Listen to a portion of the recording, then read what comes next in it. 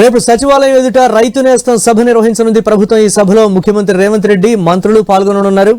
రాజీవ్ గాంధీ విగ్రహం ఎదుట సభ నిర్వహించేందుకు ఏర్పాట్లు చేస్తున్నారు. అందుకు సంబంధించిన ఏర్పాట్లను మంత్రి Tummala Nageswara Rao, CS Ramakrishna Rao, CP CV Anand పరిశీలించారు. రైతు భరోసా సంబరాల్లో భాగంగా రైతు నేస్తం సభ నిర్వహిస్తోంది సర్కార్.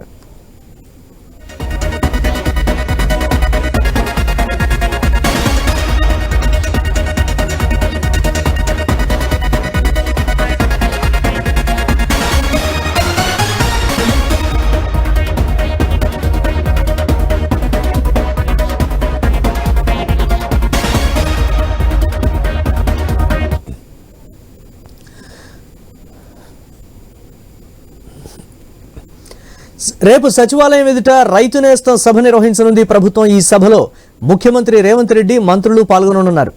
రాజీవ్ గాంధీ విగ్రహం ఎదుట సభ నిర్వహించేందుకు ఏర్పాట్లు చేస్తున్నారు. అందుకు సంబంధించిన ఏర్పాట్లను మంత్రి Tummala Nageswara Rao, CS Ramakrishna Rao, CP CV Anand పరిశీలించారు. రైతు భరోసా సంబరాల్లో భాగంగా రైతు నేస్తం సభ నిర్వహిస్తోంది సర్కార్. దీనిపై మరిన్ని అప్డేట్స్ మా స్పెషల్ కరెస్పాండెంట్ సునీల్ అందిస్తారు. సునీల్, రేపు రైతు నేస్తం సభను నిర్వహించాలనుకుంటుంది ప్రభుత్వం. సెక్రటరియట్ ఎదురుగా ఉన్నటువంటి రాజీవ్ విగ్రహం వద్ద ఈ సభ సంబంధించిన ఏర్పాట్లను కాసేపటి క్రితమే మంత్రి తుమ్మల నాగేశ్వరరావుతో పాటు హైదరాబాద్ సిపి సివి ఆనంద్ పరిశీలించారు. ఇక రాష్ట్ర వ్యాప్తంగా 9 రోజుల్లో 9,000 కోట్ల పైగా నిధులను రైతుల అకౌంట్ లో జమ చేశాం. రైతు భరోసాను ఈ సీజన్ కు అందించాం. గతంలో ఎప్పుడూ లేని విధంగా చాలా తక్కువ సమయంలోనే 9 రోజుల్లోనే ఈ నిధులన్నీ విడుదల చేశాం. రేపు సాయంత్రం 4 గంటల లోపు రైతుల అకౌంట్ లో మిగతా వాళ్ళకు అంటే 15 ఎకరాలకు పైబడినటువంటి రైతులందరికీ కూడా రేపు జమ కాబోతున్నాయి అని చెప్పేసి కూడా కాసేపటి క్రితమే డిప్యూటీ సీఎం భట్టి విక్రమార్క ప్రకటించారు. సో రేపటితో రైతు భరోసాకు సంబంధించి గణనీయంగా తాము తక్కువ టైంలోనే ఈ నిధులను రైతుల అకౌంట్ లో జమ చేశామని చెప్పేసి కూడా డిప్యూటీ సీఎం చెప్తున్నారు. సో రైతు భరోసా నిధులను రైతుల ఖాతాల్లో జమ చేసిన సందర్భంగా రేపు రాష్ట్ర వ్యాప్తంగా అన్ని మండల కేంద్రాల్లో ఇటు సభలు నిర్వహించాలి, ఇక పెద్ద ఎత్తున ఇటు కార్యక్రమాలు చేపట్టాలి అని చెప్పేసి కూడా ఆయన పిలుపునిచ్చారు. అన్ని మండల కేంద్రాల్లో సంబరాలు నిర్వహించే విధంగా ఏర్పాట్లు చేసుకోవాలని చెప్పేసి కూడా పార్టీ శ్రేణులకైతే సూచించారు. రేపు అన్ని మండల కేంద్రాల్లో సాయంత్రం 4 గంటలకు సంబరాలు కూడా ఉండబోతున్నాయి. అందులో భాగంగానే